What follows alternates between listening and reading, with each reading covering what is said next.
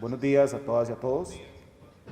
Efectivamente, como ya ha sido el conocimiento de todos ustedes, el día 26 de junio, el sábado, se resolvió la petición de medidas cautelares que el Ministerio Público realizó ante el Juzgado Penal de Hacienda dentro de la causa 19-025-1218-P. Las medidas cautelares que solicitó el Ministerio Público iban giradas en torno a dos puntos en específico: prisión preventiva para una parte de la estructura criminal y medidas cautelares para la siguiente parte de la estructura criminal. Esta decisión por parte de la representación fiscal se debió directamente a la estrategia del caso y también pues debidamente enfocada en el deber de objetividad que el Código Procesal nos atañe a todos los fiscales. La resolución de las 13 horas y 30 minutos de la jueza establece claramente que el Ministerio Público dio insumos suficientes para que se pudiera determinar que había un indicio comprobado, concreto, que así lo dijo la señora juez, existían los peligros procesales necesarios y suficientes de fuga, de continuidad delictiva y de obstaculización por parte de la totalidad del grupo criminal. Sin embargo, pues se decantó, en el caso de las personas a las que se les solicitó prisión preventiva, por otro tipo de medidas alternas que le permite el Código Procesal en el artículo 244. Esta representación es respetuosa de las resoluciones judiciales, no se va a referir a la misma, puesto que en el acto opuso o propuso el recurso de apelación en contra de la resolución para que sea el Tribunal de Hacienda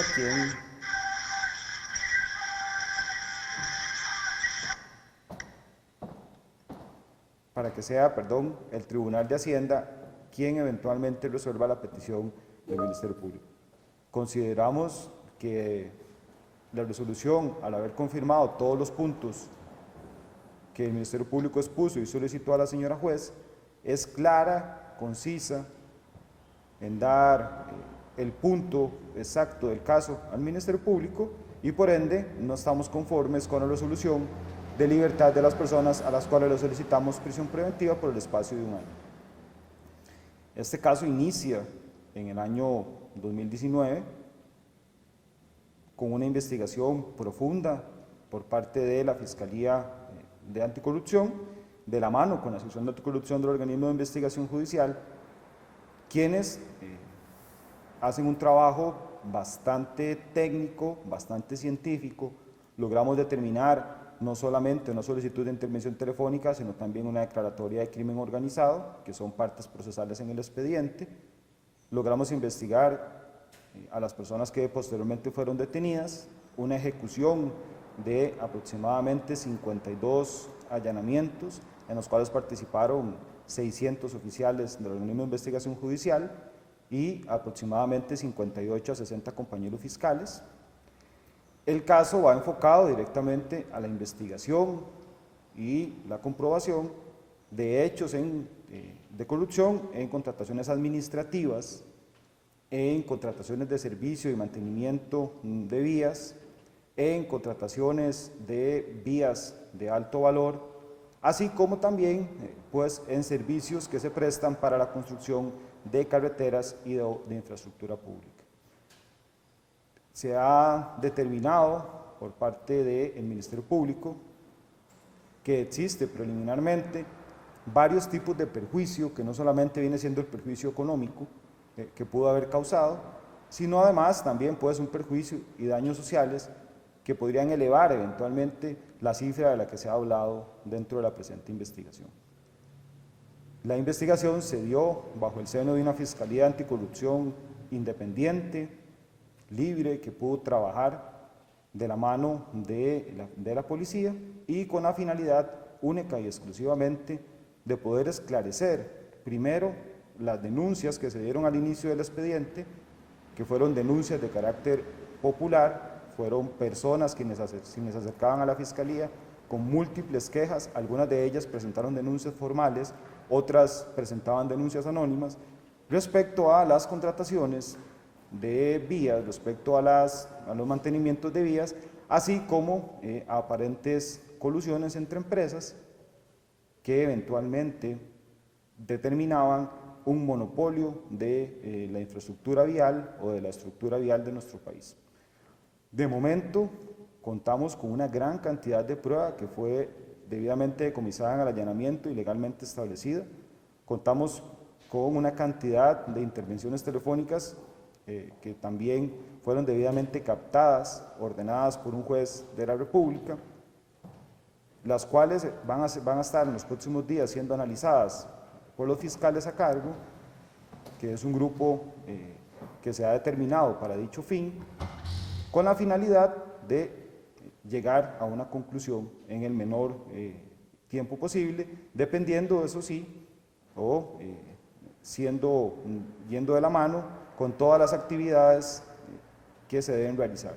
En este caso, todavía faltan algunos elementos de examen de prueba técnica, que es bastante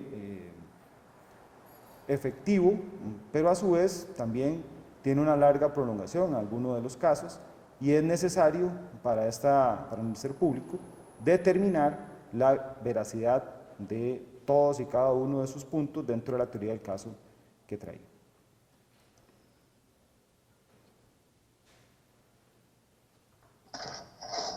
Muchas gracias. A don Glenn. Vamos a dar ahora con Miguel caso específico. Y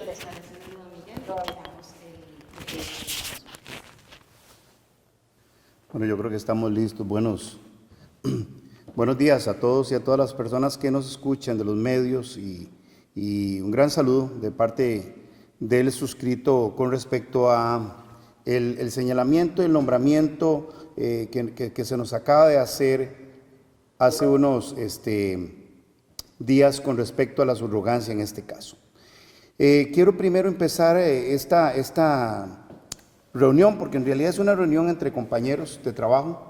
Ustedes hacen lo de ustedes, nosotros lo de nosotros. A explicar algo importante.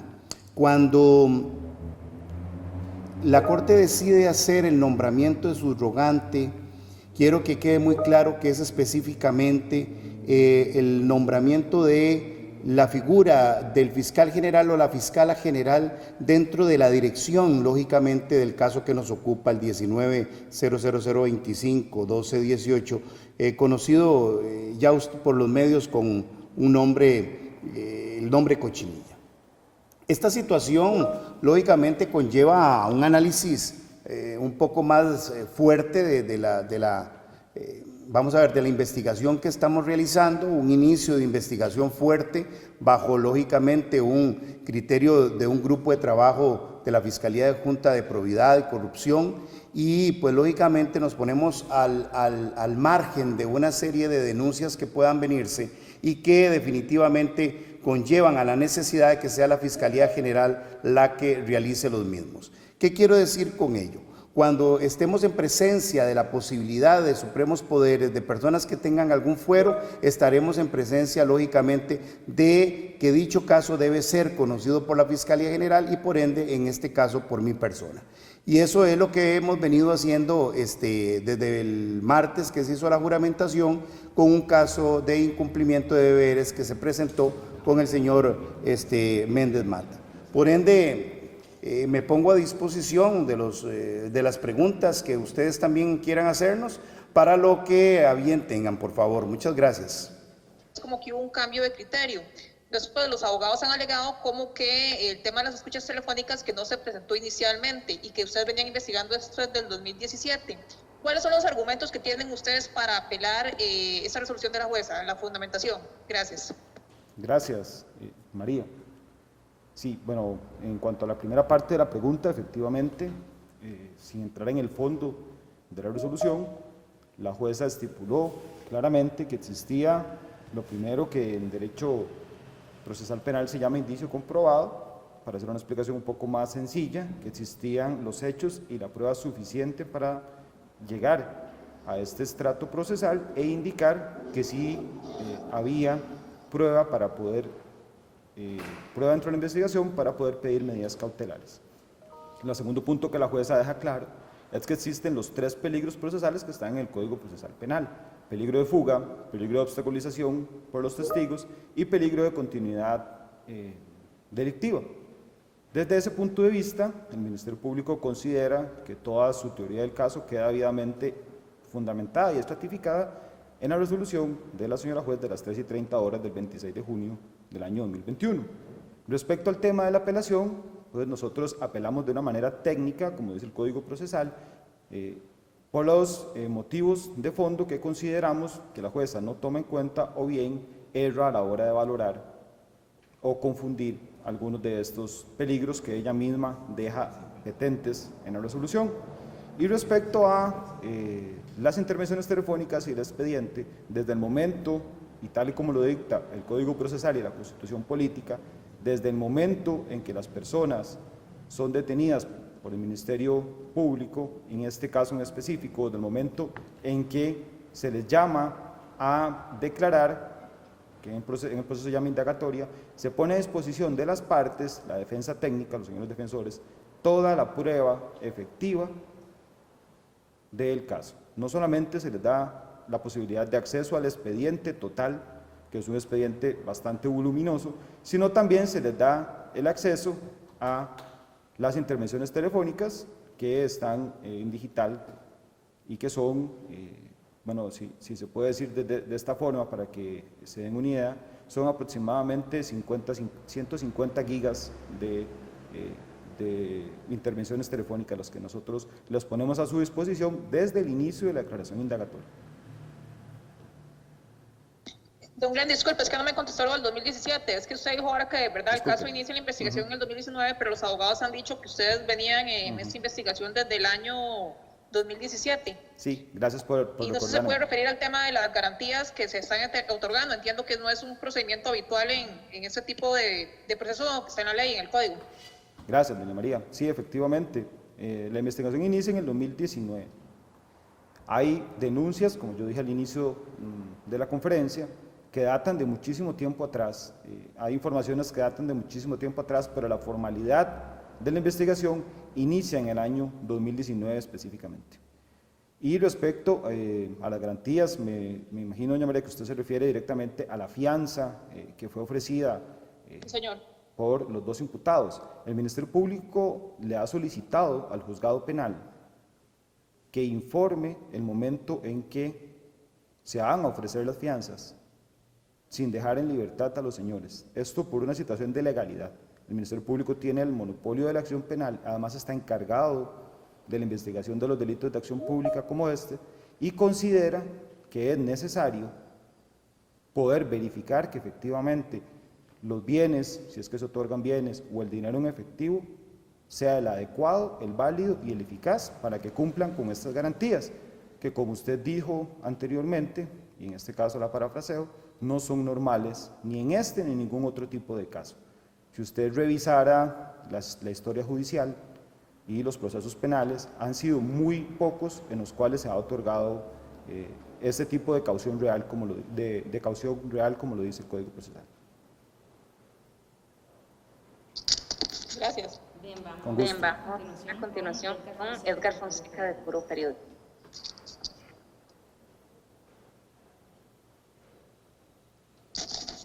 Don Edgar, por favor, indica a quién va a dirigir su pregunta.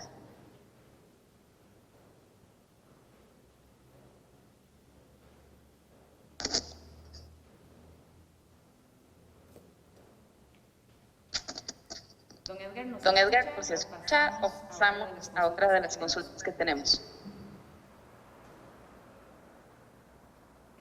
Creo que tiene el micrófono apagado, don Edgar.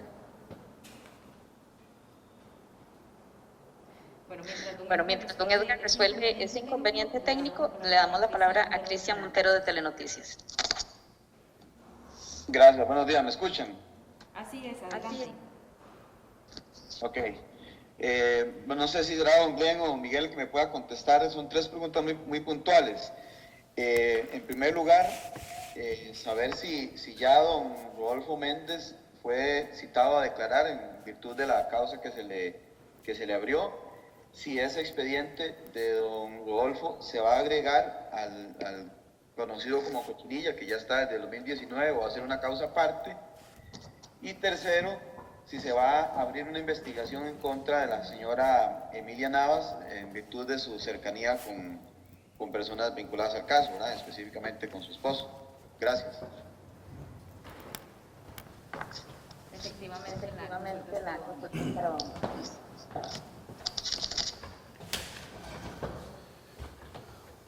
Don Cristian, buenos días.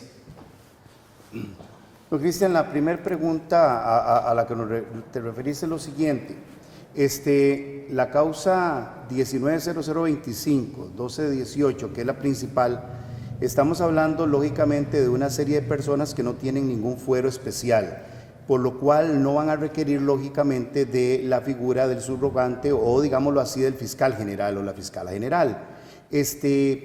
Ese caso se mantiene aparte en la unidad correspondiente, en la Fiscalía Junta de Fraudes, de Probidad, y lógicamente en el caso que nos ocupa con el señor Méndez, y de la denuncia presentada será a mi cargo específicamente por aparte. No se pueden unir porque hay un proceso especial de los supremos poderes, los miembros de los supremos poderes, que no podemos cambiar. Vamos, el procedimiento inicial es un procedimiento ordinario, digámoslo así, de investigación.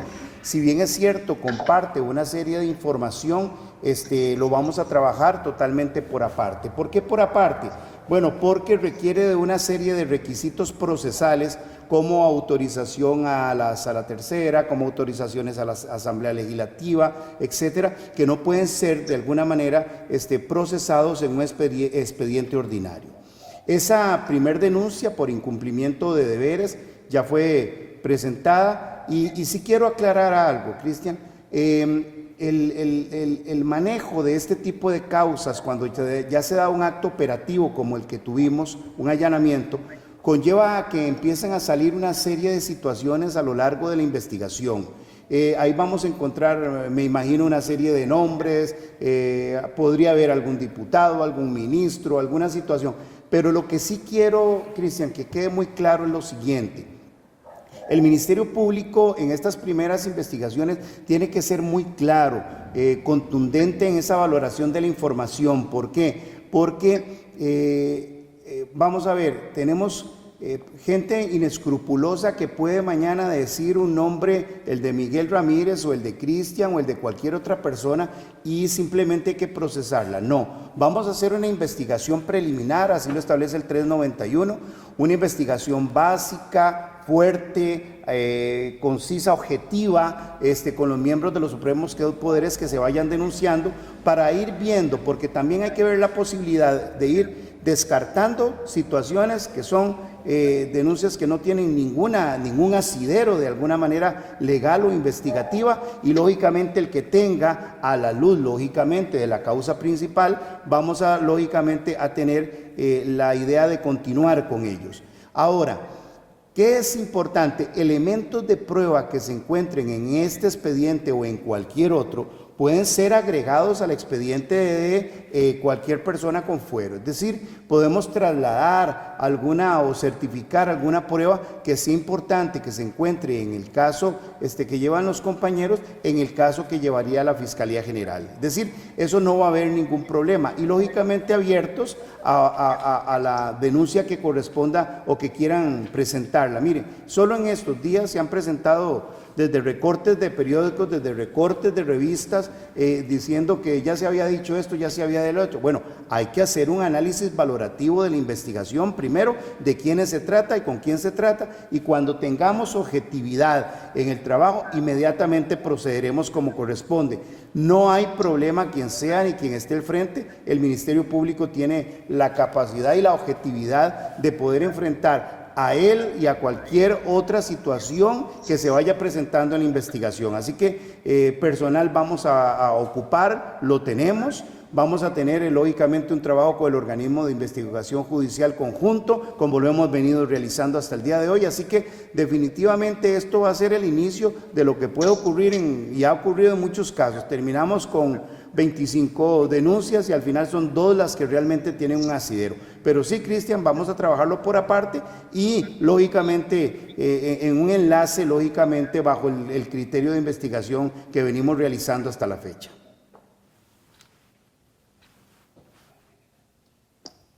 Ok, con respecto a las otras dudas, no sé si don Miguel también me lo podría aclarar en el caso de la consulta relacionada con doña Emilia. ¿Podría repetirla, Cristian, por favor? Sí, nada más, si me puede puntualizar, si, o más bien le entendí, lo de lo que le explicó, que entonces don Rodolfo no ha sido citado a declarar, eso me quedó pendiente. Y otro es si se va a investigar a doña Emilia por su cercanía con el caso, personas vinculadas al caso. Perfecto, Cristian, más bien muchas gracias. B, con respecto a al procedimiento especial de los supremos poderes, es importante determinar lo siguiente. No pasa como el procedimiento ordinario en el sentido de que una persona es imputada e inmediatamente se le puede llamar, se le puede detener, se puede traer, etcétera, el proceso. No, aquí el código en el 391 y siguientes establece algo interesante. El Ministerio Público tendrá la denuncia y deberá hacer una investigación básica, preliminar, amplia, es decir, tenemos que cubrir primero una serie de situaciones especiales. Una vez que se tenga el material, lógicamente ahí sí, ahí tenemos que continuar con, acuérdense que ellos tienen un fuero, entonces hay que levantarlo, si fuera el caso. Entonces tenemos que trasladar esa posibilidad de indagatoria o esa posibilidad de pieza acusatoria o cualquiera, o desestimación o lo que fuera, a la Corte a la Asamblea. Es decir, es un proceso que conlleva su, no sé si me están escuchando. Retomando, Cristian, es un procedimiento, pues lógicamente, como lo decimos, especial, por ende, en el momento que ya se tenga un poco más robusta esa investigación o esos elementos denunciados, pues lógicamente procederemos como corresponde en el procedimiento. Por los momentos estamos en esa iniciación de investigación hacia, mire, no una serie de elementos que se nos han ido presentando, que tenemos que ir valorando a la luz de lo que ya tenemos, más lo que podríamos buscar en una investigación futura, ¿verdad? Con respecto al tema de Fiscalía General o la Fiscala General, en realidad volvemos al mismo punto inicial, Cristian. En el momento que se presente una denuncia formal, ya sea contra el fiscal general, la fiscala general, inmediatamente se procederá. Vamos al punto. Nosotros no tenemos por qué escoger quién sí, quién no, quién tiene un fuero, quién no tiene un fuero. No. Y eso está establecido por ley. Y yo pienso que en el momento que una situación de estas ocurra, pues analizaremos el caso que corresponda. Aquí no hay un problema de quién sea la persona. Eso yo creo que tenemos una madurez muy grande en un Ministerio Público, 47 años de servicio, y creo que ya esa madurez ha calado. Ahora, por otro lado, dentro del grupo también estamos, solo para darte una idea, tenemos el de la fuga de información que se da también con respecto a los informes y el trasiego de alguna manera de esta parte, y también estamos en un proceso que ya se abrió investigativo en la unidad de fraudes. Así que el caso llega, la denuncia llega y tendremos que darle el trámite que corresponda bajo un Ministerio Público objetivo, como siempre creo lo hemos mantenido y lo hemos hecho siempre. Así que yo pienso, Cristian, que llegando a denuncias, ya sea contra los supremos poderes, contra la fiscala general, el fiscal general, el Ministerio Público tiene la obligación por ley de iniciar los procedimientos que corresponda y llevarlos hasta las consecuencias finales, sea el desmérito de una causa o una pieza acusatoria como corresponda. Gracias. Vamos a darle la palabra seca para ver ahorita sí lo escuchando, don Edgar.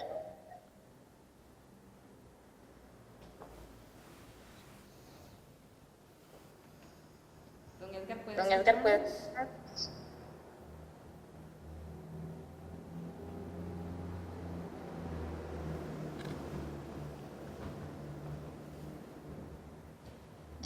Bien, vamos a continuar con Pablo Villalobos y Amel.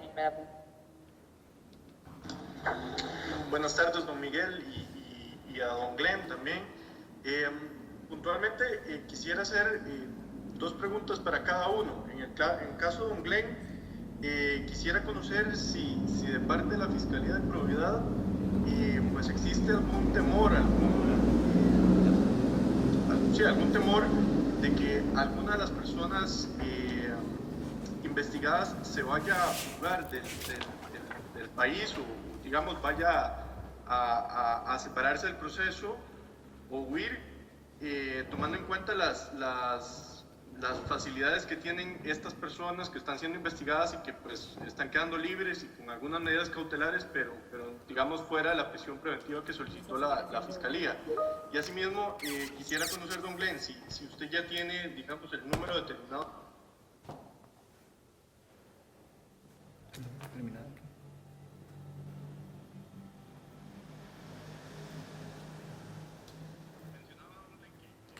Tienen el número de personas que se investiga pues a nivel general, porque don Walter Espinosa explicaba que pues este era un primer grupo de personas investigadas que iban a ser detenidas y que había pues un segundo grupo. Entonces, ¿cómo se va a manejar ese segundo grupo de personas que ya podrían, digamos, estar pues alertadas de lo que puede suceder y de una eventual detención?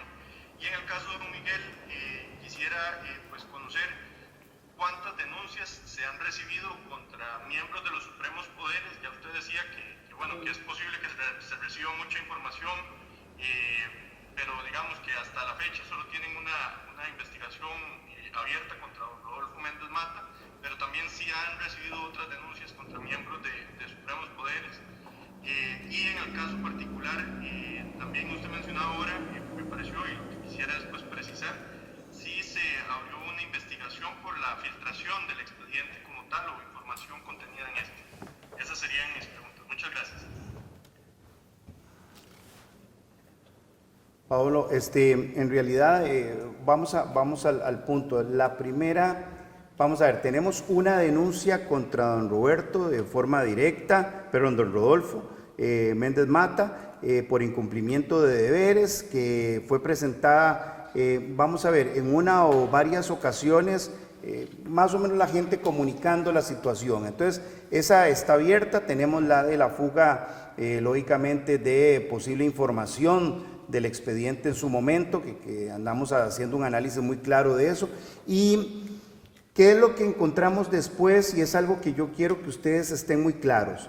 El Ministerio Público no solo actúa de oficio, a petición de parte o por denuncia formal. También podríamos analizar la situación de abrir alguna causa de oficio, o si la investigación empieza a arrojarnos nombres o personas que tengan, digámoslo así, algún fuero. Por los momentos solo tenemos una. ¿Qué tenemos también? Bueno, una serie de situaciones periodísticas, avisos, revistas, comentarios que se hacen, que van fortaleciendo alguna idea de que podría ocurrir que en algún momento venga otra persona a ser denunciada. Ahora, si es claro totalmente la situación, lógicamente abriríamos una causa de oficio sin ningún problema. Para eso, lógicamente, ocuparemos de los elementos de la investigación que se vayan desarrollando, elementos de prueba capaces de fortalecer de alguna manera esa denuncia o esa apertura del expediente. Lógicamente, ahora tenemos una lluvia de comentarios, de ideas, de frases entrelazadas, de qué puede ser, de qué puede ocurrir. Bueno, recordemos que el Ministerio Público, por su objetividad, no puede perderse en un laberinto de aspectos de corte subjetivo o aspectos de simple comentario. Tenemos que ir verificando las informaciones que nos llegan, ir verificando e investigando los comentarios que se hacen. Pero sí tenerlo por seguro que en el momento que aparezca un nombre de alguna persona que tenga fuero, inmediatamente, y lo aseguro, será puesto en un expediente como corresponde. Nada más, don Miguel, el tema de la fuga de información, ¿eso ya se investiga o apenas están haciendo un análisis de una denuncia? No, ya se investiga. El hecho es claro, es decir, la situación ya se dio, por ende, lógicamente se abrió expediente, se mantiene en la Fiscalía de Fraudes ahí estamos haciendo el análisis del caso, sobre todo lo que ocurre. Acordate que en el caso de la Fiscalía Adjunta de Fraudes es fraudes y cibercrimen, entonces tenemos una gran posibilidad también de utilizar mecanismos también ciber para poder detectar qué fue lo que ocurrió ahí. Lógicamente está embuido en personas, pero bueno, hay medios y hay situaciones que se pueden utilizar también, que hay que hacer un análisis muy profundo de lo que está ocurriendo. ¿Por qué? Porque si bien es cierto, el secreto de las actuaciones es importantísimo. Pablo, mire, los nombres, las personas involucradas, lo que venga, conlleva una serie de preocupaciones grandes a nivel investigativo. Por ende, no puede ser que salga abiertamente una situación que a lo mejor el Ministerio Público a esa persona no la está buscando ni la está persiguiendo. Hay que tener mucho cuidado y una protección excesiva a los datos privados de cada uno de nosotros. De eso estamos siendo muy rigurosos, pero ya se encuentra abierta la investigación. Bien, va a ampliar la respuesta el fiscal adjunto anticorrupción local.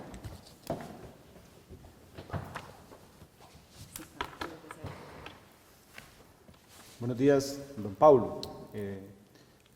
Retomando las dos preguntas que usted nos hace, bueno, la primera de ellas, que usted nos habla sobre un temor de fuga, se lo quiero traducir directamente a lo que ha pasado en el proceso, no una situación subjetiva, sino una situación objetiva del Ministerio Público. La prisión preventiva contra las personas contra las cuales se pidió, además también las medidas cautelares con el resto del grupo criminal con el que se pidió, venía enfocado directamente en la presunción de fuga, que creo que es similar a lo que usted nos está tratando de explicar, y es que efectivamente el Ministerio Público tiene, no como un temor, sino con elementos formados, con prueba y con investigación, que eventualmente estas personas en libertad podrían abstraerse de la justicia por los medios, por la forma y por otros elementos procesales de los que echamos mano en la vista para explicarle a la señora juez por qué nosotros considerábamos que efectivamente teníamos elementos de presunción de fuga, y como lo dije anteriormente, fueron los argumentos que debidamente confirmó la señora juez, expuso en su resolución y le dio la razón en un todo al Ministerio Público. Además de esto, en cuanto al número de personas investigadas, sí existe eventualmente una posibilidad de traer más imputados a la causa, bastantes imputados más, que además de haber salido en la investigación o haber emergido directamente de la investigación que se dio, que involucró intervenciones telefónicas, involucró seguimientos, involucró diligencias policiales bastante técnicas y científicas, pues también estamos a la espera de poder analizar las pruebas del allanamiento para identificar si de estas también nos van a surgir más personas involucradas dentro de la estructura criminal. Bien, vamos a dar continuidad a las preguntas. ¿Puede precisar cuántas personas tienen acceso al expediente? Perdón, nada más ese dato de cuántas personas tienen acceso al expediente actualmente. Por supuesto. El Código Procesal Penal en el artículo 295 establece que solamente las partes tienen acceso al expediente. Cuando hablamos de las partes, en este caso, don Pablo, hablamos de el Ministerio Público, la juez o el juzgado penal en el momento en que el expediente se aportó para las medidas cautelares, la totalidad de defensores, que si no me falla la memoria eran 25, y los 30 imputados que estaban en ese momento, que fueron detenidos y que estaban dentro de la audiencia de medidas. Bien, les decía que continuamos con las consultas que han realizado en el orden en que las han realizado. Entonces vamos a anotar todas las manos levantadas que tienen hasta el momento. Vamos a darle la palabra ahora a Richard Molina del medio El Guardián.c. Gracias, don Miguel. Yo quisiera que usted me ayudara a comprender una situación que usted planteó. Usted dijo, la jueza estipuló que había indicio comprobado. Acto seguido, señala usted que la caución real no es normal en la histórica de este tipo de casos. Mi primera pregunta es, ¿quién habló de caución real? ¿La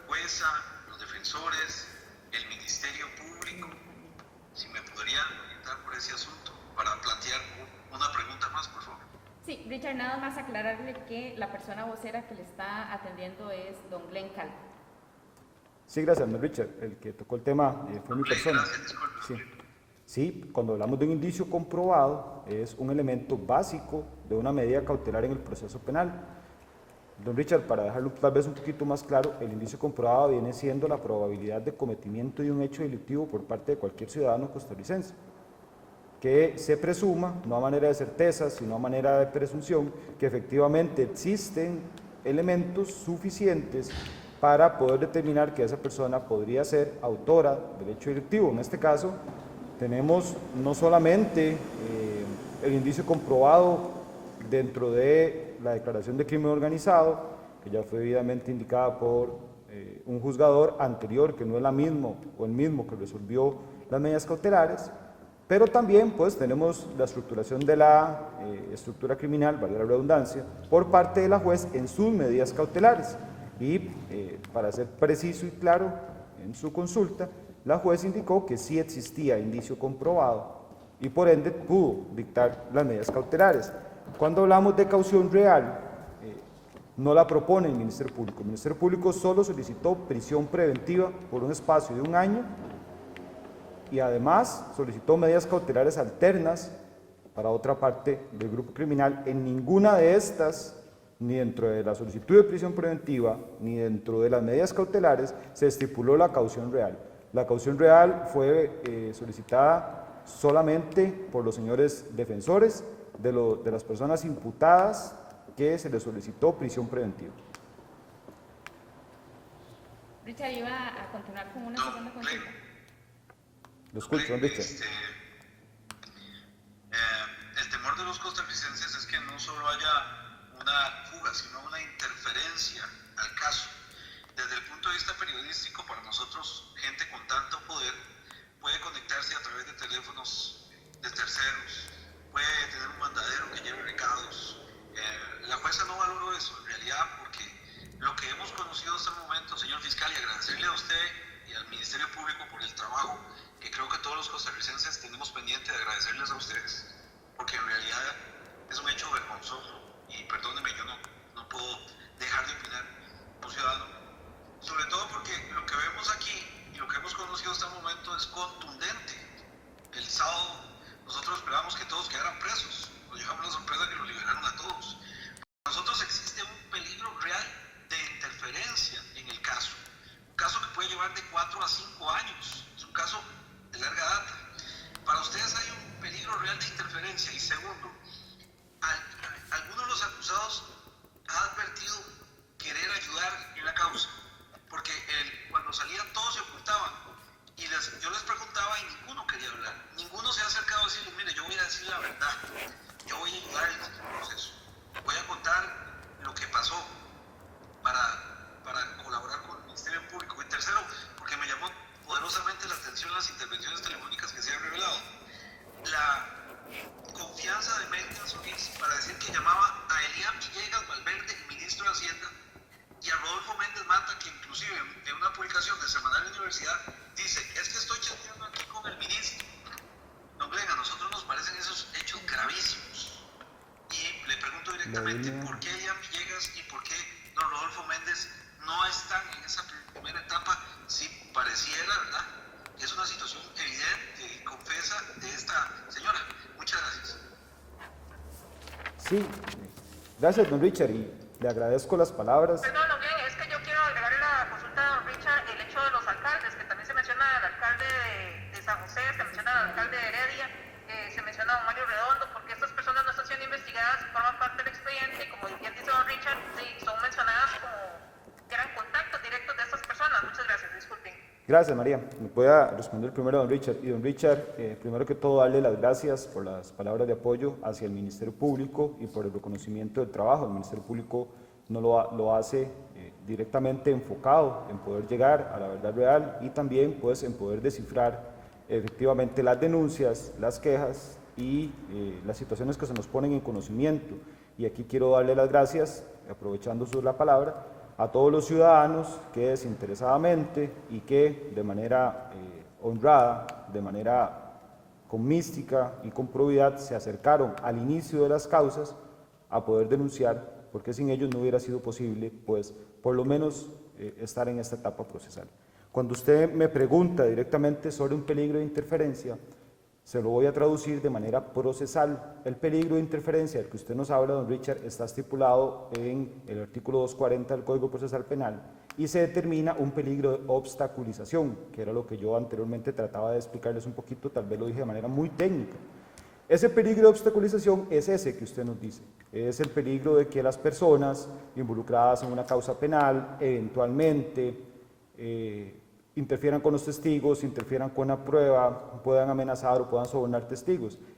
Fue argumentado por el Ministerio Público en su solicitud tanto de prisión preventiva como de medidas cautelares y fue dado con lugar por la señora juez. La señora juez estableció claramente que había un peligro de obstaculización por parte no solamente de los de prisión preventiva, sino por parte de toda la estructura criminal que el Ministerio Público llevó. Y respecto al segundo punto, en cuanto a ayudar en la causa, en este momento no hemos tenido contacto con ningún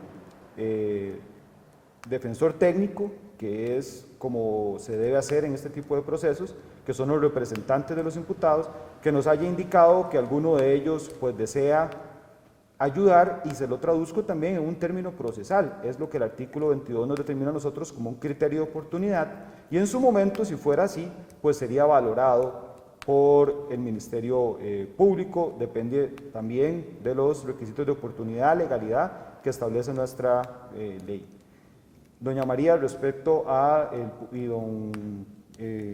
don Richard, respecto al punto de las personas que han sido llegadas o que no han sido allegadas al proceso, pues les puedo decir que, como lo dije desde el inicio de la conferencia, el Ministerio Público está haciendo un análisis fuerte, profundo y determinante de las personas que puede traer a la causa y de las personas que eventualmente también incluso no descarta que eventualmente sean llamadas como imputados.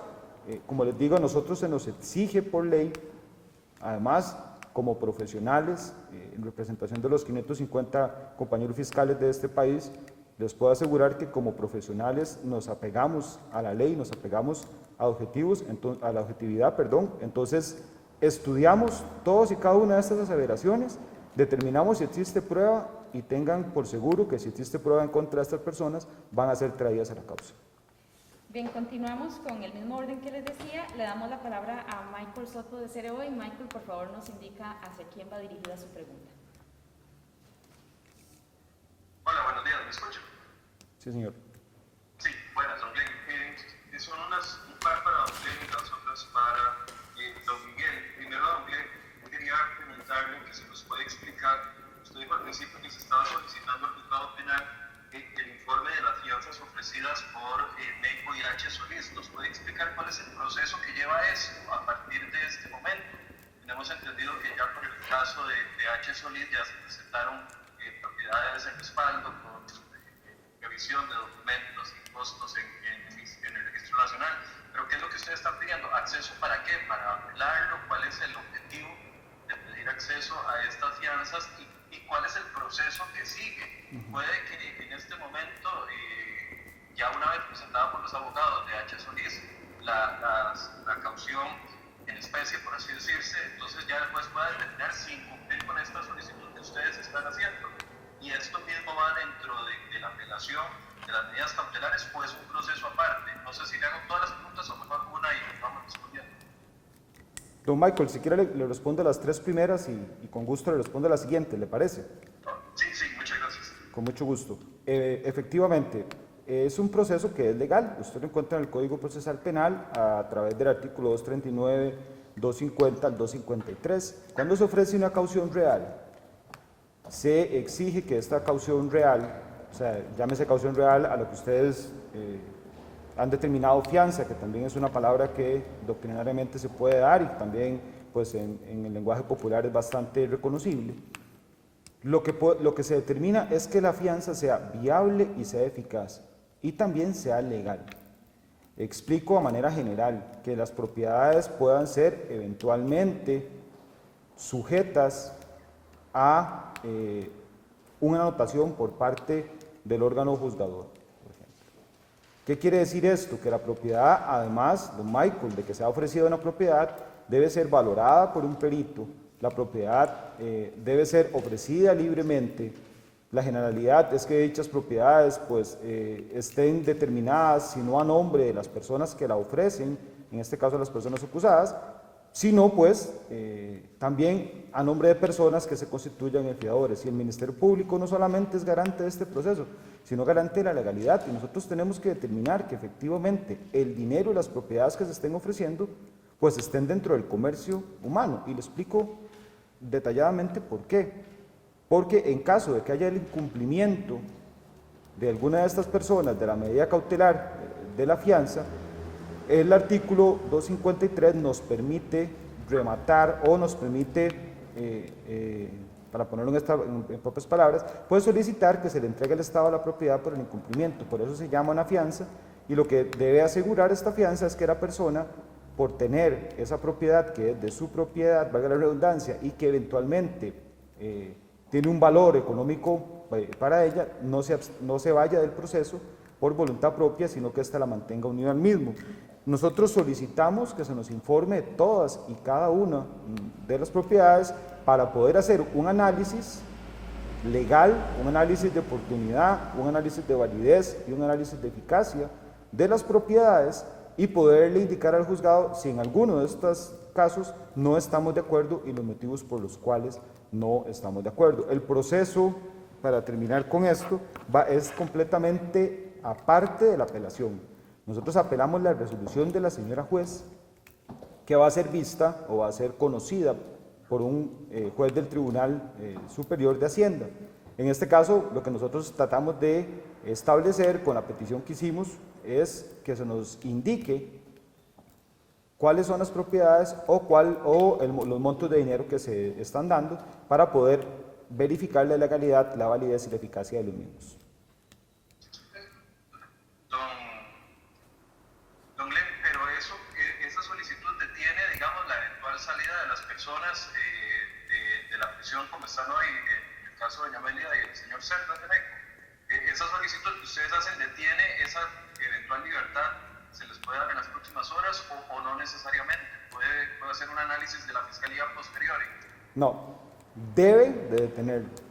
En el momento en que detectemos que las propiedades, estamos en este momento esperando que se nos notifique, y que nosotros podamos detectar que alguna de las propiedades no cuenta con esa eficacia y esa validez, debe de detenerse la salida. Para darle, digamos, la respuesta diferente, como usted me la pregunta, don Michael, ellos solo pueden salir de la prisión preventiva hasta tanto la jueza no avale la caución real, hasta tanto la jueza no diga efectivamente estas propiedades, este dinero pueden ser objeto de caución real. Mientras tanto no deben de salir de la cárcel. La otra pregunta que tenía, y puede hacer las dos para que no atrasar a los compañeros, era con respecto a las supuestas presiones que algunas gente han atribuido por parte de la figura de doña Emilia Navas. Ustedes decían al principio de que a ver, esta situación que se dio con la fiscala fue una investigación completamente aparte, separada de ellas. ¿Cómo pueden garantizar ustedes de que desde el inicio del proceso doña Emilia Navas no tuvo ningún tipo de injerencia en esta participación, incluso al punto de cómo se da cuenta de ella si tiene o no un eventual conflicto de intereses que no determina? Y la última pregunta que tenía era, bueno, que si esa investigación, creo que esto es para don Miguel, si la investigación que se está haciendo por la filtración o la supuesta filtración del informe del OIJ y del expediente se está haciendo contra ignorados, se está haciendo contra el juzgado, contra los 25 defensores y contra los 6 diputados, ¿contra quién se está haciendo esa investigación? ¿O tienen un indicio de pensar de que se filtró del propio Ministerio Público? ¿Es una investigación interna o una investigación externa? Gracias, don Michael. Si usted, la pregunta suya es sobre, me imagino, el conocimiento que tuvo la Fiscalía General, en sí la figura de la Fiscal General respecto a la causa. Mi persona y un grupo de trabajo y un grupo de fiscales que han trabajado conmigo a lo largo de estos 2 años, le pueden asegurar a usted que en ningún momento se ejerció ni presión sobre la Fiscalía de Probidad en sus cabezas, o sea, en sus jefaturas, ni sobre sus fiscales. Nosotros tenemos una independencia funcional para actuar en cualquier investigación. No tenemos que comunicarla a la Fiscalía General, eso es un tema que quizás es más legal y más de ley orgánica, ¿verdad? Pero se lo explico de esta forma, ¿verdad? La Fiscalía General no conoce los millones de investigaciones que se realizan a través del país por los 550 fiscales y todo nuestro grupo de apoyo. Esta es una de ellas y en ese momento le puedo asegurar como fiscal actuante en la causa desde el inicio, desde el descubrimiento de la noticia criminal y desde las pesquisas iniciales, que no tuvimos ningún tipo de injerencia ni ningún tipo de presión por la Fiscalía General. La siguiente va a darle respuesta a don Miguel Ramírez. Gracias. Sí.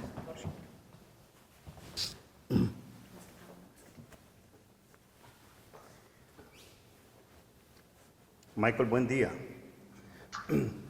Con respecto a la pregunta que nos haces, vea, inicialmente la causa se inicia contra ignorado. Es decir, tenemos una voz de alerta, una situación de lo que ocurrió, ya sabemos lo que ocurrió. Bueno, eso es un acto de investigación que tenemos que llevar. Inicialmente estamos contra ignorado. Vamos a ver qué es lo que que sale de la investigación, a ver si hay algún elemento capaz de poder individualizar a la persona que lo hizo, cómo lo hizo, entre otras, pero a la pregunta directa está contra ignorado inicialmente. Don Miguel, y nada, sí. una apreciación que suya. Decía usted al inicio que al investigar a don Rodolfo Méndez Mata es en una investigación completamente aparte, es un expediente aparte, o sea, un miembro de los últimos poderes, en el campo suyo, pero los insumos están dentro del expediente de la cochinilla, en el sentido de que las intervenciones telefónicas que lo mencionan, todo digamos, los insumos que hacen pensar a la ciudadanía y que supongo que son parte de la denuncia penal que se presenta contra don Rodolfo, es a raíz de la información que se cita en las intervenciones telefónicas de la cochinilla. Entonces, aunque sea un expediente aparte, los insumos pueden ser los mismos, las intervenciones telefónicas a los diputados, etcétera, etcétera, etcétera. Exacto, Michael, exactamente. Procesalmente, ese es el punto al que estamos haciendo referencia. Podemos hablar de que las personas, digamos, el trámite ordinario de la causa principal la continúa la Fiscalía de Probidad, de Corrupción con los compañeros, pero lógicamente al existir un fuero especial, lógicamente la vamos a conocer en Fiscalía General, o se va a conocer con la figura del subrogante. Lógicamente, Michael, vamos a ver, la fuerza probatoria, el elemento documento, testimonio, intervenciones, pericias que se encuentran en el expediente principal pueden ser llevados sin ningún problema al expediente de don Rodolfo sin ningún problema. Es decir, se certifica la documentación, se hace un análisis de la misma, no se trabaja en conjunto, digámoslo así, pero sí puedo empezar a pedir ya, digámoslo así, la certificación de todo lo que se ha hecho en el expediente principal o inclusive pedir el expediente completo y hacer un testimonio de piezas y llevármelo completo hacia el expediente de don Rodolfo Méndez Mata o del Supremos Poderes. No hay ningún problema en cuanto a eso, procesalmente. Bien, le damos la palabra a Alfonso Hernández. ¿Nos escucha, Alfonso? Sí, buenos días. Buenos días. Bueno, para don Glenn y para don Miguel, tengo un par de consultas.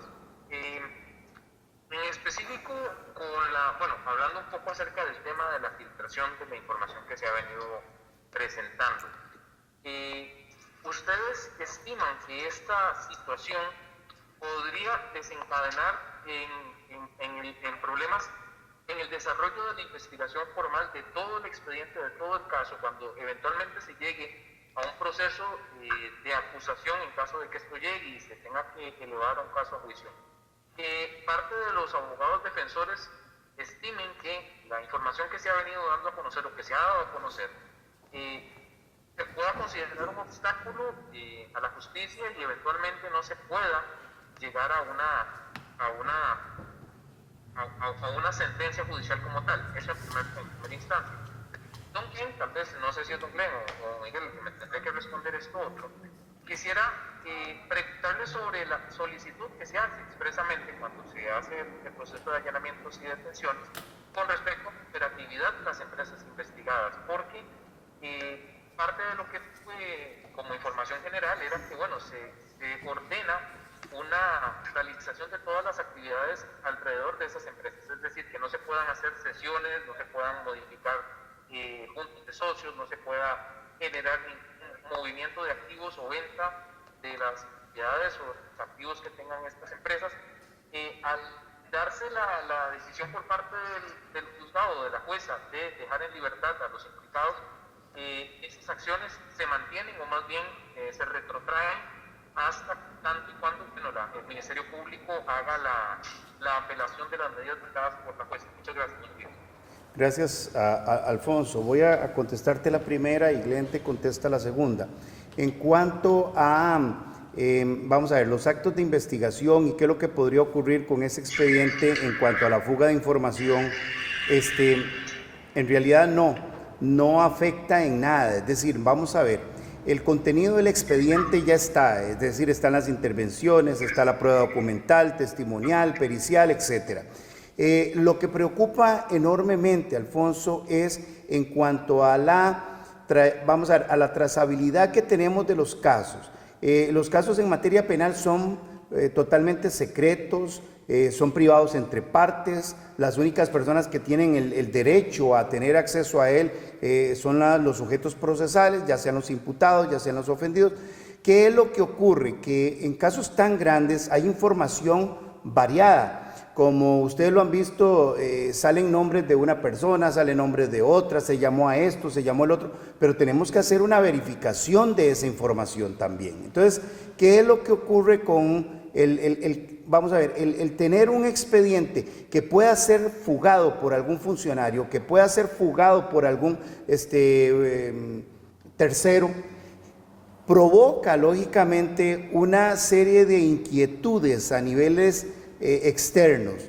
Procesalmente no, porque tenemos ya la información dentro del ámbito, digamos, penal, pero tenemos que tener cuidado con la protección que tengamos de datos hacia terceras personas. Tenemos que tener también un acto de probidad hacia el Ministerio Público, hacia el Poder Judicial en sí. Es decir, no podemos romper esa confianza que tenemos dentro de los procesos, esos valores que tenemos. Si no puede ser posible que una fotografía, que una situación de esas ocurra en un expediente. Es decir, guardamos lo hermético de la causa penal para las partes. Si me decís si afecta en algo, pues lógicamente puede afectar a terceros, pero no a la causa como tal. De eso también tenemos que ser vigilantes en el Ministerio Público y en el Poder Judicial hacia esa legalidad de alguna manera y esa no incorporación de nombres o terceras personas que no tienen en absoluto ninguna responsabilidad. Véalo, por ejemplo, Alfonso, en el caso de que fuera un caso de narcotráfico, qué delicado que se filtre un nombre de una persona y mañana amanezca muerta. ¿Por qué? Porque se encontró en el expediente y simplemente se mandó a matar. Es decir, esas cosas tenemos que tener una total seguridad de lo que decimos y cómo lo decimos. Ayer los abogados y los imputados tienen un punto muy claro. No se puede decir que una persona es culpable hasta que no se demuestre lo contrario, ese principio de inocencia. Bueno, imagínense el montón de nombres o situaciones subjetivas que pueden acarrear el hecho de que salga esta información. Ahora, desde el punto de vista procesal, totalmente seguro, no hay ningún inconveniente. Y vamos a seguir con eso. Voy a ponerte a Glenn para que haga la otra respuesta, con permiso.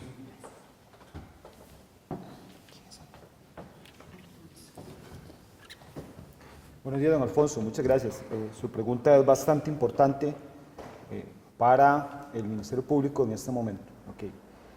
Le explico que estamos con este caso, para ponerlo en palabras indicativas, estrenando la ley 9699 referente a la responsabilidad penal de personas jurídicas.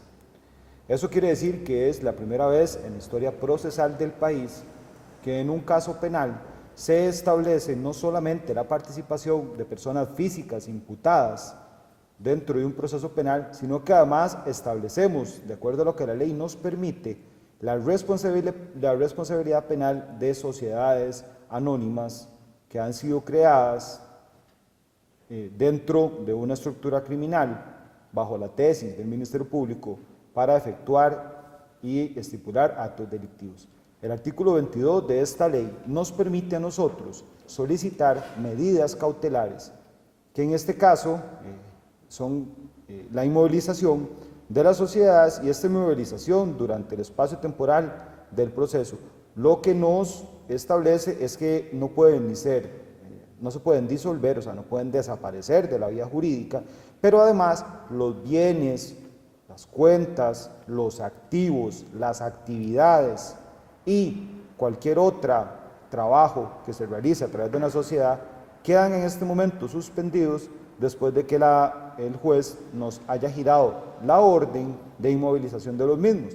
¿Esto con qué fin? Bueno, tiene dos fines específicos. Uno, pues, lograr determinar su responsabilidad penal, y dos, lograr recuperar eventualmente, a posterior, en un contradictorio, los bienes, si es que así lo determina un tribunal, que han sido objeto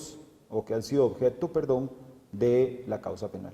Entonces sí es bastante importante, y de momento, pues, la inmovilización de las sociedades ya se encuentra determinada por un juez y ya está en curso, y como le digo, pues es la primera vez en un proceso penal que se realiza este tipo de acción procesal. Bien, continuamos. Nada más, perdón, para precisar ahí, perdón, Tatiana. Adelante. En este caso, esta inmovilización de bienes ocurre desde el momento, como dice usted, de que ya el Ministerio Público acaba la fase de investigativo preliminar y ordena y solicita la acción de allanamientos. Es decir, si se hizo alguna movilización de sociedades previo a eso, ahí no habría ningún impedimento para las empresas de continuar en sus modelos operativos y demás, o ya con esto estamos diciendo que cualquiera de las empresas que están en el proceso de investigación, que están completamente imposibilitadas de ejecutar su acción, su actividad empresarial como vienen desarrollando meses y años atrás. No, en este caso la inmovilización, por supuesto, es legal y recae solamente sobre las sociedades que nosotros solicitamos y que pedimos junto con la orden de allanamiento, la solicitud de allanamiento, perdón. Bien, Hugo Solano de La Nación, y se alista, por favor, don Edgar Fonseca de Puro Periodismo. Buenos días. Don Glenn, en esto que acaba de mencionar, al momento de quedar suspendidas, pero entiendo que grandes empresas como H. Solís y como MECO están ahí, ¿las obras pueden continuar por parte de esas empresas, las que están pendientes? Gracias, don Hugo. Primero. Esto es un tema que no atañe directamente al derecho penal ni a este proceso penal. Esto es un tema que ya nosotros lo hemos visualizado y ya lo habíamos solicitado y lo habíamos ponderado en el momento en que decidimos, pues, detener y dar parte a la primera, o finalizar, digamos, la primera parte de la investigación, que es nada más la primera parte de la investigación preparatoria. Faltará, pues, un espacio temporal mayor.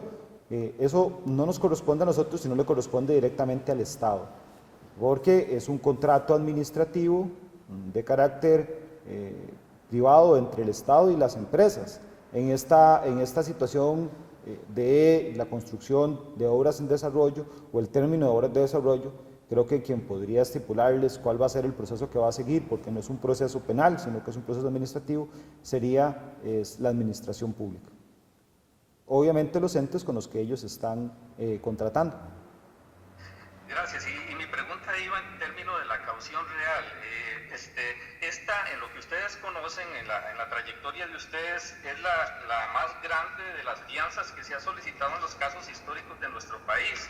¿Y cómo se determina el monto? Sí, claro, don Hugo, eso era lo que nosotros comentábamos eventualmente cuando se dio, y también creo que lo que alguno de sus compañeros periodistas preguntaba al inicio. Mire, el Código Procesal Penal establece que debe haber un equilibrio, o sea, debe haber lo que en proceso penal se llama una proporcionalidad, o sea, que la medida o la caución real, la fianza, como usted le llama, debe ser proporcional a las calidades, primero, de los señores imputados personales, pero también a las calidades del proceso. Eso nosotros no lo controlamos porque nosotros no solicitamos caución real, nosotros solicitamos prisión preventiva. Eso directamente lo ponderó y lo determinó la señora juez de garantías. Perdón, sí es la más grande que ustedes conocen, eso sí. Sí, señor, sí, creo que, perdón por no dejárselo claro, don Hugo, sí. De momento, bueno, en 24 años de carrera que tengo en el Ministerio Público, creo que es, si no me puede fallar la memoria, la más alta que se ha dado en procesos penales en general, no solamente en procesos penales de tipo de corrupción, sino procesos en general. Don Edgar. Lo último, perdón, Adelante. Tatiana, nada más para que me quede claro.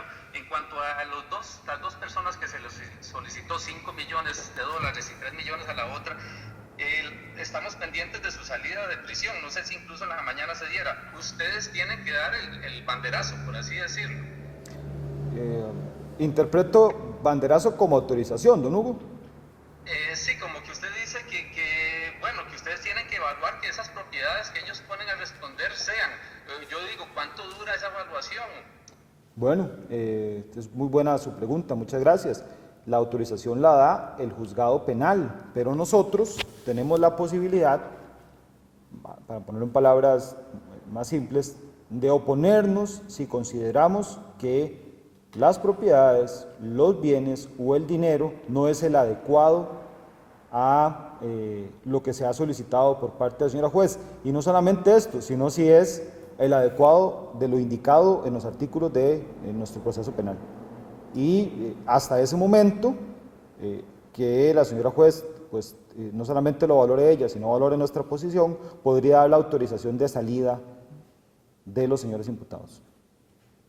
Bien, le damos la palabra ahora a don Edgar Fonseca de Puro Periodismo y le recuerdo, don Edgar, activar su micrófono.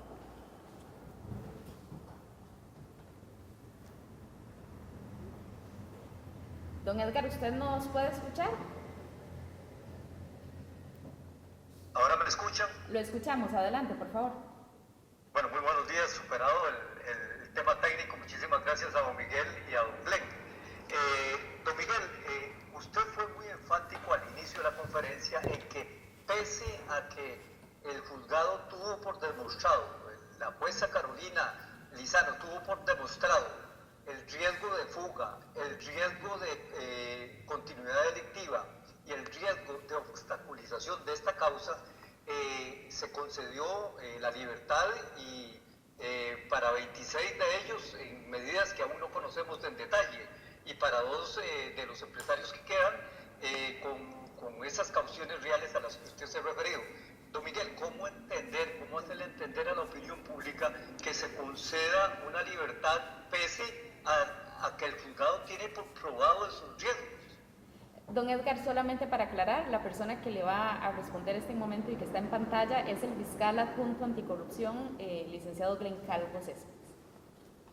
Bueno, muchísimas gracias. Con mucho gusto. Don Edgar, esa pregunta que va enfocada hacia el fondo del proceso se la puedo responder con la acción procesal que el Ministerio Público tomó, que fue apelar la resolución de la señora juez en torno a la escogencia de la medida cautelar de fianza. Creo que esa es la forma más práctica en que podría decirle que nosotros apelamos, obviamente porque no estamos conformes con la resolución y esperaremos ante la resolución de un juez superior sobre el fin y el fondo del punto que estamos indicando. ¿Ustedes mantienen el pedido de prisión preventiva para los 14 imputados? Es correcto, mantenemos el pedido de prisión preventiva por un espacio temporal de 1 año para los 14 imputados. Y en el fin de semana trascendió de que el Ministerio Público estaría interesado en que se hiciera un peritaje de las operaciones financieras de una de las compañías investigadas en Panamá por posibles movimientos de recursos desde Costa Rica hacia Panamá. ¿Qué grado de colaboración están teniendo ustedes en este momento con Panamá, con la Fiscalía de Panamá, tomando en cuenta que uno de los imputados fue investigado y llegó a un acuerdo de pago para no ser llevado a juicio en Panamá? Gracias. De momento nosotros no hemos establecido conexión con autoridades ni panameñas ni de ningún otro país fuera de nuestras fronteras. En el momento en que nosotros lo establezcamos, en el momento en que podamos determinarlo, les será informado, pero de momento, como ustedes han visto, fue una vista que duró 2 semanas, que es algo que es pues, bastante inusual en este tipo o el proceso penal en general, y por ende no hemos tenido el espacio temporal adecuado para poder dialogar con las autoridades panameñas, quienes se hicieron una petición a través de nuestra Oficina de Relaciones Internacionales de OATRI para hablar con nosotros, conocer nuestra posición penal y también establecer los fines de colaboración. En el caso de algunos de los empresarios detenidos, surge la inquietud, y le hago esta pregunta, señor fiscal, ¿cómo garantizar de que no va a haber relación entre testigos, como lo definen las medidas cautelares, si se trata de ejecutivos de firmas constructoras que ustedes indican de ser miembros de la organización criminal en su integralidad? La garantía de esto va enfocado directamente en la petición que el Ministerio Público le hizo a la juez penal de prisión preventiva. Por lo menos por la parte procesal, y hablo por el órgano acusador del Estado, tratamos de garantizar que no existiera ningún peligro procesal a través de una petición de prisión preventiva. Señor fiscal, ¿para cuándo estaría dándose esa apelación ante el Tribunal Penal? ¿Para cuándo podría esperar el país la resolución de este pedido por parte de la Fiscalía, de esta apelación por parte de la Fiscalía? Nosotros esperamos que sea pronto. Ustedes saben que el Poder Judicial está dividido y el proceso penal está dividido en partes. Nosotros somos una parte, el juzgado penal pues, tiene una parte también de resolución y el tribunal penal otra, y no manejamos una agenda de vida del tribunal, ¿verdad? Sí nos gustaría que fuera lo más pronto posible, al igual que usted lo está explicando, don Edgar, esperaríamos que fuera lo más pronto posible, pero no tengo fecha porque no está dentro del control del Ministerio Público dicha asignación de fecha, sino básicamente dentro del control del Tribunal Penal de Hacienda. Muchísimas gracias, señor fiscal. Para servir. Gracias. Tenemos una consulta de Richard Molina, ya vamos finalizando la conferencia, y por favor me indica también doña María Siu de Diario Extra si siempre tiene interés en hacer repregunta o si con la intervención anterior ya quedó subsanada. Richard. Sí, don Greg, es que no me quedó claro, perdón, para no llevar error a los internautas. Según mencionaron algunos defensores, la jueza empezó con mucho vigor. La jueza Carolina Lizano empezó con mucho vigor. Y en principio los mismos defensores decían que ellos creían que iban a dejar presos a todos, pero que después el discurso cambió. Don Miguel, yo quisiera su valoración. Si el análisis de la jueza, bueno, ustedes lo están apelando, por lo tanto no están de acuerdo con ella, pero no es confuso, porque les da la razón, pero por otra parte obtiene libertad. Entonces, no sé si yo entendí bien que en realidad no solo esa apelación es por la técnica, sino porque ustedes están asombrados de ese razonamiento jurídico, que no es normal. Incluso imponer una medida de fianza que no es típica dentro de este tipo de casos. Y agrego, Walter Espinosa, el director del OIJ, dijo en referencia de UCR que nuestra ley no contempla casos tan grandes, que fue lo que yo le dije, que no había tanto instrumental jurídico para casos tan grandes.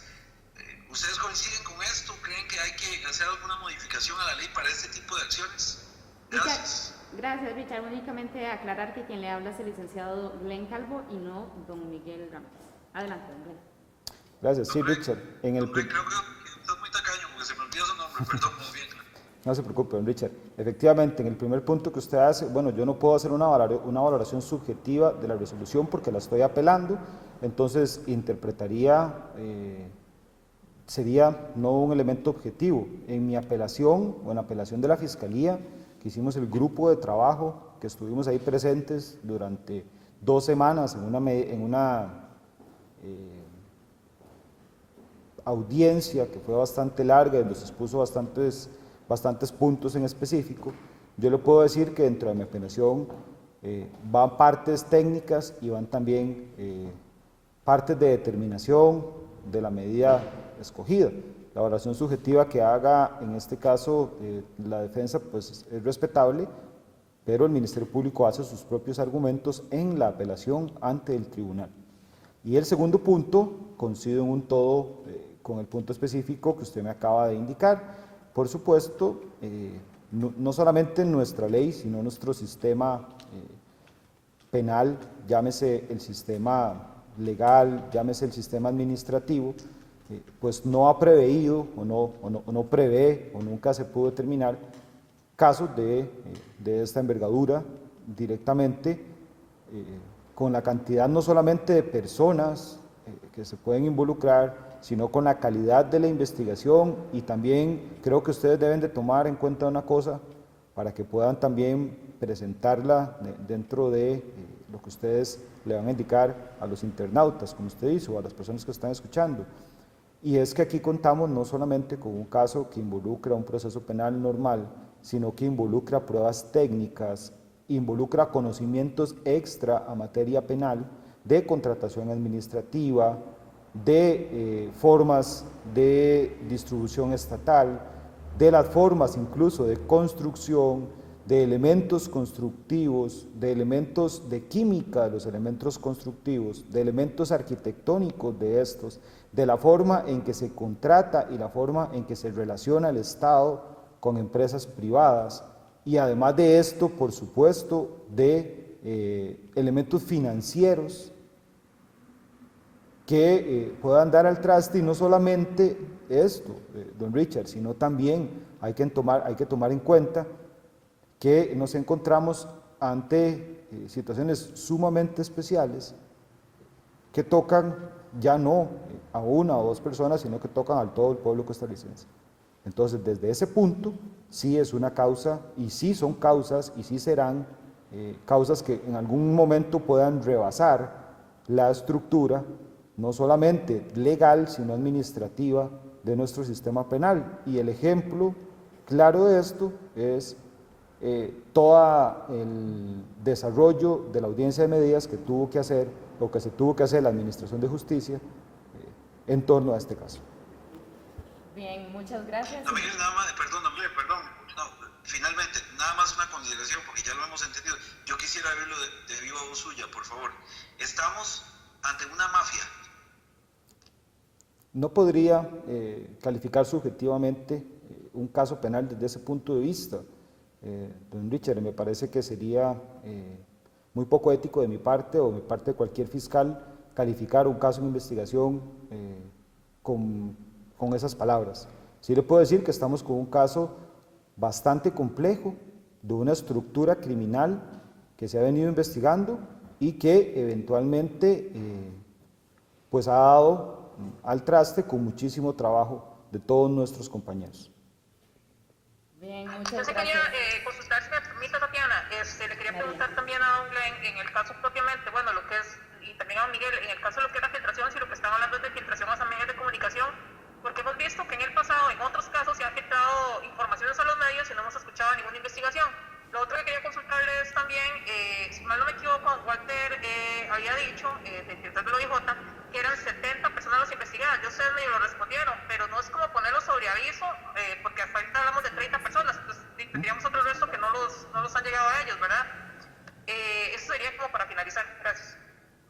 Gracias, doña María. Bueno, el número de personas que pueden ser, como lo dije desde el inicio, investigadas en este caso, el número de personas que pueden ser allegadas al proceso, pueden variar con la revisión del allanamiento. Y poner en sobreaviso, considero yo que no estamos realizando ningún avance de las acciones que el Ministerio Público podría tomar después. No estamos revelando nombres, ni estamos revelando tampoco alguna situación que permita a alguien determinarse imputado en esta causa, que en eso hay que ser claro, ¿verdad? El Ministerio Público va a traer a personas a la causa 1925, S18P, que puedan, que cuenten y que sean debidamente denominadas imputados, con las que se cuente prueba y una investigación fuerte y una investigación adecuada para poder eventualmente ser consideradas bajo esta denominación jurídica. Gracias, don Glenn. Cerramos ¿No esta cree conferencia. que tengan la capacidad, don Glenn? Tomando en cuenta que está el caso de, bueno, está el caso de la trocha, el caso del cementazo y otros casos más que siguen pegados al Ministerio Público. ¿Cree que tengan esa capacidad? Doña María, por supuesto que creo en la capacidad del Ministerio Público, por supuesto que creo en la capacidad de mis compañeros fiscales, por supuesto que creo en la capacidad del órgano de justicia, creo en la capacidad del organismo de investigación judicial, en la capacidad de los jueces de esta república, creo en la capacidad de un sistema penal, constitucional, que va a permitir eventualmente poder resolver todo este tipo de casos. Claro que sí lo creo. Gracias, don Glenn. María, terminamos con su consulta que va a contestar en este momento don Miguel Ramírez para cerrar esta conferencia de prensa. Don Miguel, adelante.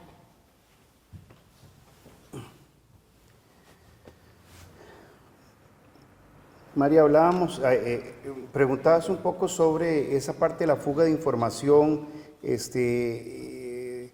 Me gustaría que fueras un poco más clara. ¿Qué ocupas? Gracias, don Miguel. No, le preguntaba que la fuga de información a quién, si es hacia los medios de comunicación o hacia quién, la fuga de información a quién están investigando. Porque otros, le comentaba que en el pasado se han dado fugas también de expedientes y de informaciones en otros casos hacia medios de comunicación y no hemos escuchado que hayan investigado esos casos.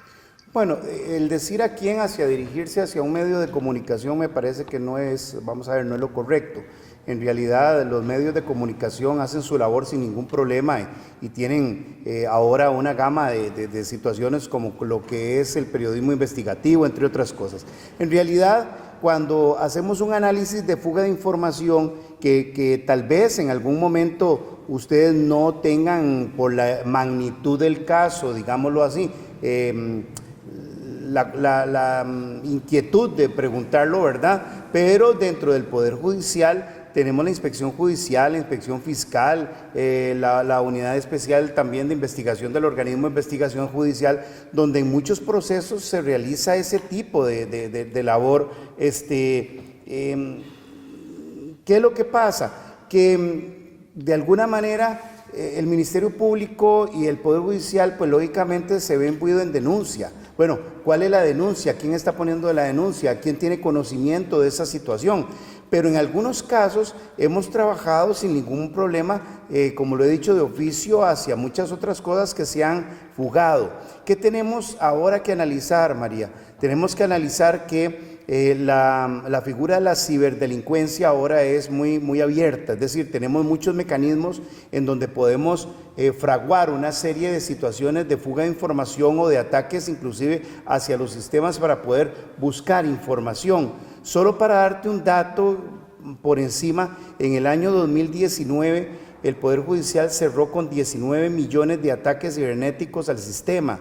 Imagínese usted. Es decir, desde personas que quieren entrar al sistema, cambiar una notificación o una fecha, hasta quién sabe qué otras cosas más. Gracias a Dios, pues lógicamente los TI y la parte de ciberseguridad pues nos ha hecho que esto no ocurra, pero bueno, esa parte criminal, digámoslo así, no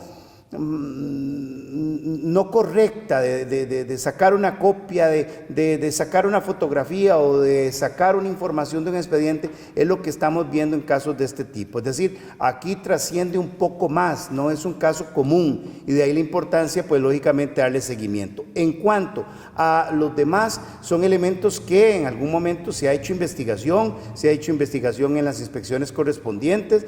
Es un poco difícil, María, la investigación bajo ese criterio. ¿Por qué? Porque los medios tecnológicos actuales son demasiado volátiles como para poder determinarlo, pero hay que hacerlo y tenemos que irnos modernizando también dentro del Poder Judicial en cuanto a esa ciberseguridad y ciberprueba. Vamos a hacer todo el esfuerzo, pero en estos momentos sí le puedo decir que ya empezamos a abrirlo y es el primer momento que tenemos que determinarlo. Muchas gracias. Gracias, María, y gracias a todas las personas que nos acompañaron. Me gustaría que los fiscales escucharan esto. La semana pasada, el viernes, don Miguel y don Glenn, observamos cuadrillas de MECO trabajando en la rotonda de Zapote. estaban removiendo carpeta y quitándola. Yo hice la pregunta porque me llamó la atención. Sé que ustedes están investigando eso.